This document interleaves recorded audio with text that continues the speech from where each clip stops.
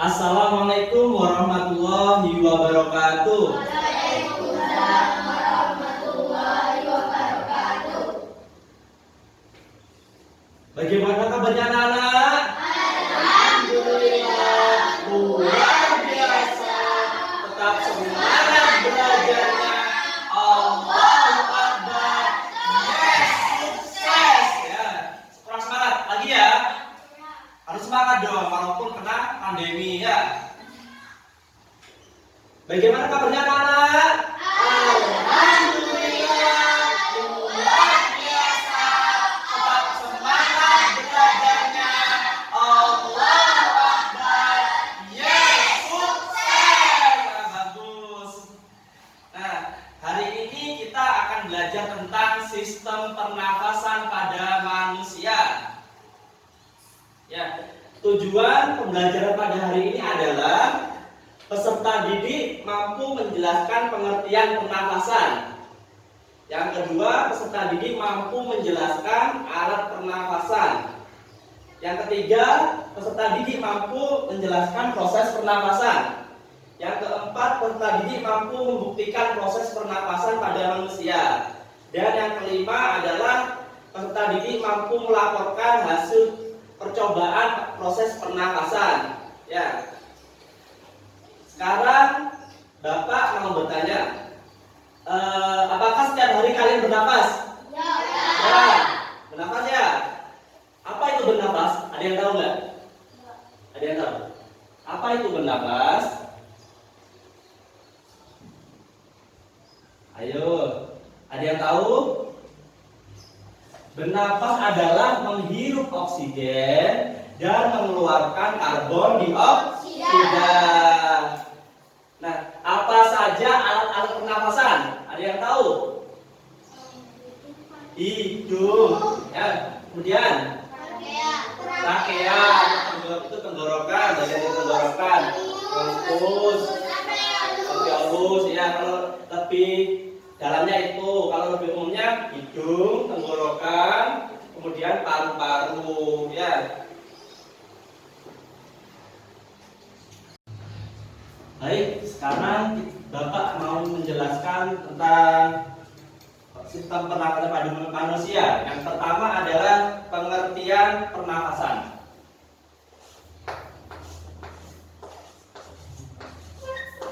Ya.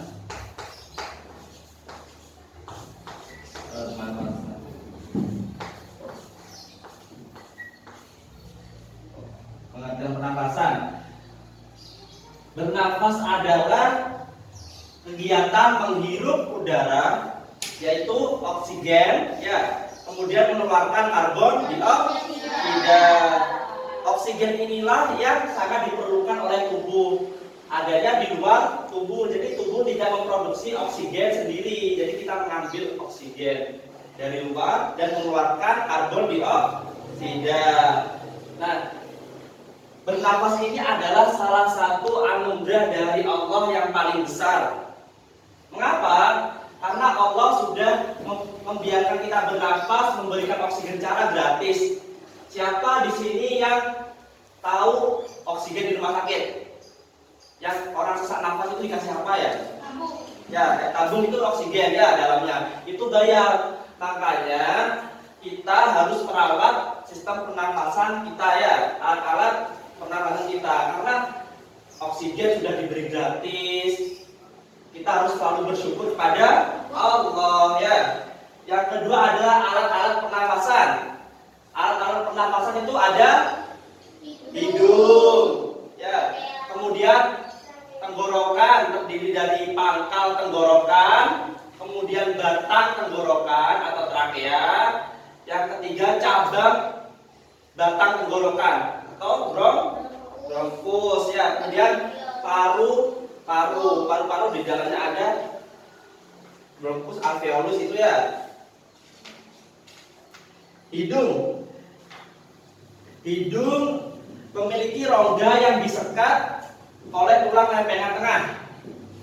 Tulang lempengan tengah memisahkan rongga hidung menjadi dua bagian, yaitu rongga hidung sebelah kanan, kemudian dua hidung sebelah kiri, ya. Hidung memiliki rambut hidung dan selaput lendir. Tahu kalau hidungnya ada rambutnya ya? Itu fungsinya apa? Rambut hidung dan selaput lendir itu menyaring kotoran yang masuk melalui udara. Jadi kita bernafas, itu kan kita tidak tahu apakah terdapat kotoran atau tidak. Apalagi kalau kita itu bernafas saat polusi, jadi banyak kendaraan sepeda motor, banyak asap, itu kan tidak tahu ada kotoran atau tidak. Jadi kita itu mempunyai rambut hidung itu mempunyai fungsi untuk menyaring kotoran ya yang masuk ke dalam tubuh. Kemudian hidung mengatur suhu udara yang masuk. Suhu tubuh normalnya itu 36 sampai 30 derajat Celcius. Itu normalnya. Jadi kalau lebih dari itu biasanya demam ya tubuhnya. Jika udara yang masuk, udara itu suhunya lebih rendah, maka hidung akan melepaskan panas dari dalam. Jadi biasanya bila ada yang merasa panas ya udaranya ya. Ya di dalam ya. Itu udaranya biasanya suhunya rendah dan berfungsi untuk agar udara tersebut menjadi hangat. Yang ketiga, hidung mengatur kelembapan udara yang masuk. Jika udara yang masuk itu terlalu kering, seperti misalnya di lapangan kering kan ya, udaranya yang kering, maka dinding hidung akan menambahkan udara yang dengan menghirup uap air. Jadi biasanya agak basah ya dalam hidungnya ya, agak basah. Kemudian hidung jika kelebihan uap air, maka hidung akan menjadi lembab. Yang kedua adalah pangkal tenggorokan. Nah, di sini Bapak punya gambar. Nah, ini rongga hidung. Ini rongga, ini hidungnya ya, hidung. Kemudian pangkal tenggorokan, laring. Ini pangkalnya. Pangkal. Ini pangkal. Pada pangkal tenggorokan itu ada pita suara. Saat berbicara, gelombang suara akan melewati pangkal tenggorokan sehingga pita suara bergetar. Getaran ini mengeluarkan suara. Jadi kita bersuara itu getar. Kan terasa ya getar ya. Nah, suara yang dihasilkan pria itu dan wanita tuh berbeda ya. Kalau pria itu sedikit berat ya, kan merasa ya. Nanti kalau sudah besar suaranya berat ya. Nanti kalau yang laki-laki, kalau yang perempuan itu lebih tinggi kecil. Nanti biasanya kalau sudah suaranya kelihatan, nanti kalau sudah dewasa kecil nanti suaranya ketimbang pria. Kemudian batang tenggorokan atau trakea. Mana batang tenggorokan? Batangnya. Ini batangnya. Batang tenggorokan atau trakea. Ini trakea.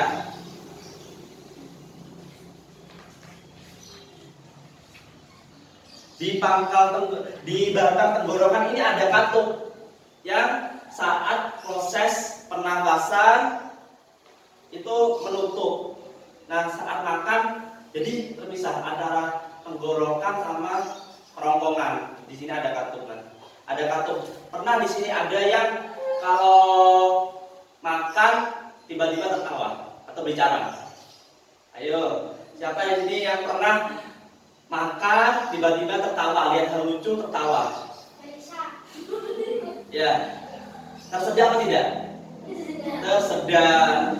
Jadi itu makanan itu katanya terbuka yang pernafasan, kemudian ada makanan masuk, kita tersedak. Nah, tersedak itu agar makanan yang mau masuk ke tenggorokan itu keluar. Nah, jadi tidak masuk ke tenggorokan. Jadi kan makanannya keluar kalau tersedak ya. Kalau tersedak biasanya keluar batuk. Keluar biasanya ada yang batuk.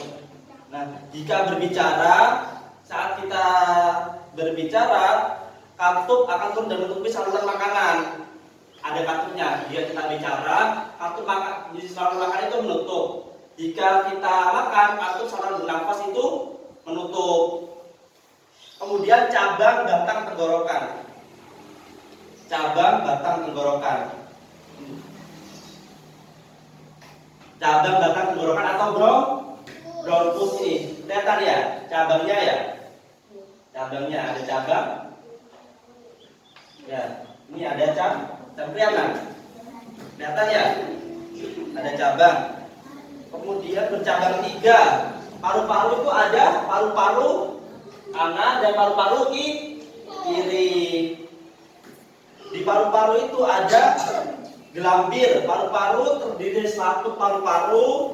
Kemudian saat paru-paru radang ada penyakit penyakit paru-paru, namanya radang paru-paru atau pleuritis. Ya.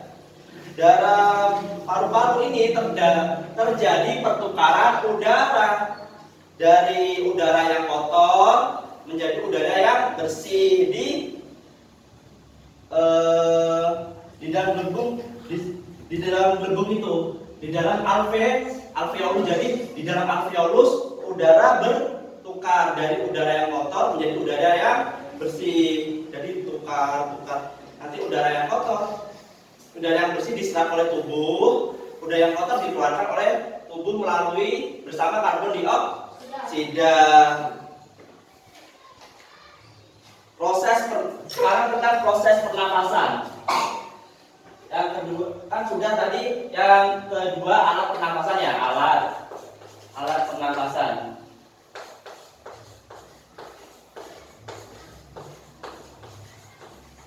Mana ini penghapusnya?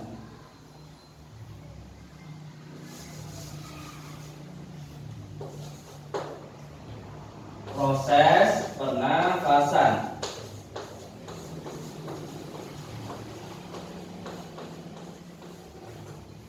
Proses pernapasan.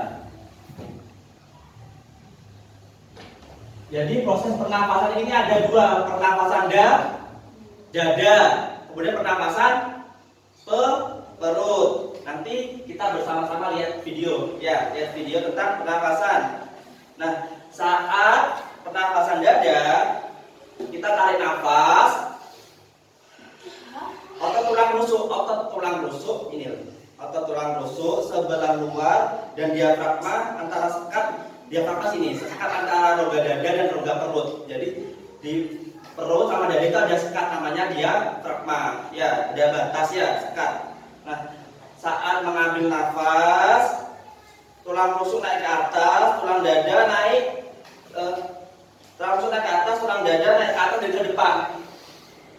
Ya, kan tulangnya ke depan ya, ke depan. Mendatar, kemudian paru-paru, rongga dada membesar. Kan kalau bernapas besar ya. Ayo didengarkan biar tahu. Paru-paru mengembang sehingga udara masuk. Saat waktu menghembuskan nafas, tulang rusuk sebelah luar mengendur. Diafragma kembali ke bentuk semula, jadi tidak mengembang ya, yaitu berbentuk cembung, sehingga rongga dada mengecil dan udara keluar. Kalau pernapasan perut, kedua ada pernapasan perut. Kalau pernapasan perut, otot tulang rusuk sebelah luar dan diafragma itu lebih kuat. Rongga dada membesar, rongga perut tertekan, kemudian tekanan dalam rongga dada mengecil. Selanjutnya udara masuk ke paru-paru. Yang kedua, waktu menghembuskan nafas. Pada waktu menghembuskan nafas, otot tulang rusuk sebelah dalam mengerut ototnya. Otot berkerut menekan diafragma. Ototnya mengerut menekan diafragma. Akibatnya udara dari dalam paru-paru keluar. Sekarang kita akan melihat video bersama-sama tentang pernapasan.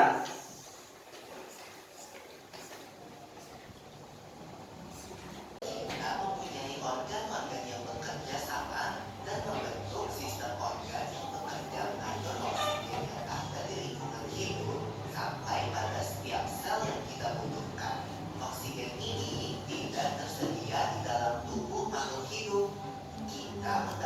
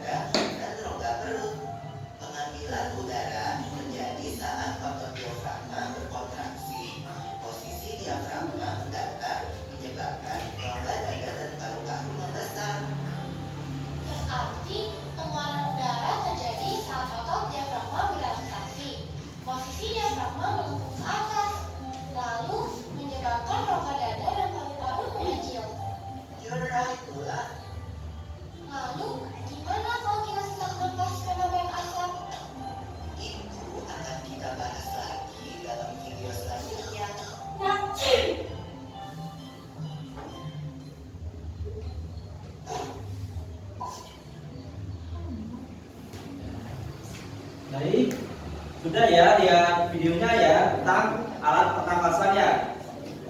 Lebih paham pakai video ya karena ada gambar secara langsung. Setelah ini kelihatan.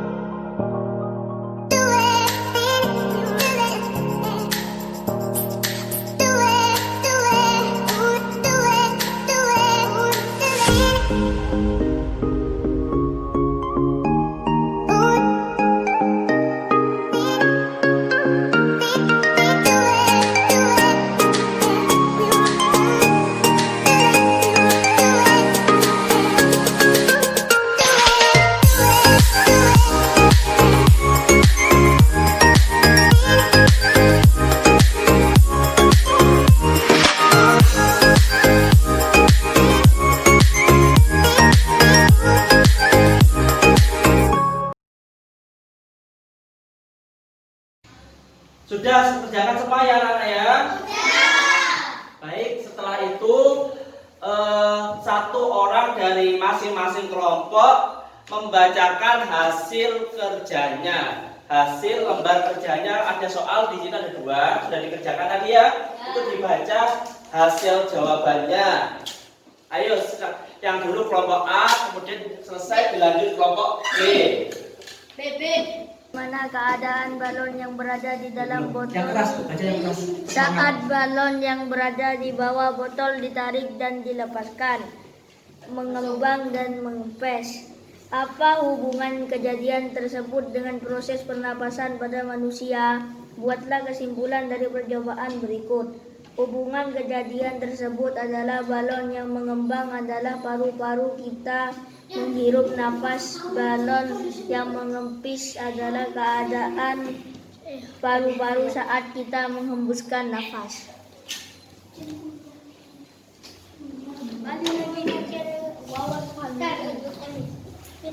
Bagaimana keadaan balon yang berada di dalam botol saat balon yang berada di bawah botol ditarik dan dilepaskan? Saat ditarik balon akan mengembang dan saat dilepaskan balon akan mengecil. Apa hubungan kejadian tersebut dengan proses pernapasan pada manusia? Buatlah kesimpulan dari percobaan tersebut.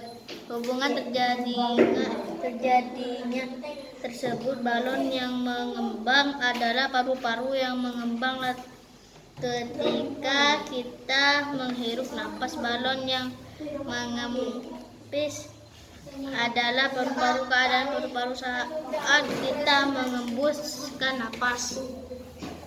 Baik, sudah sekian pembelajaran pada hari ini. Kesimpulannya dari kegiatan praktikum tadi, kita dapat melihat kegiatan paru-paru atau proses pernafasan dalam tubuh kita.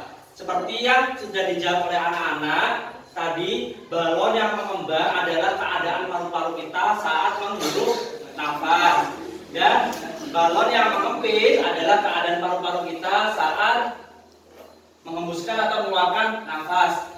Baik, silakan berdoa dan baca hamdalah.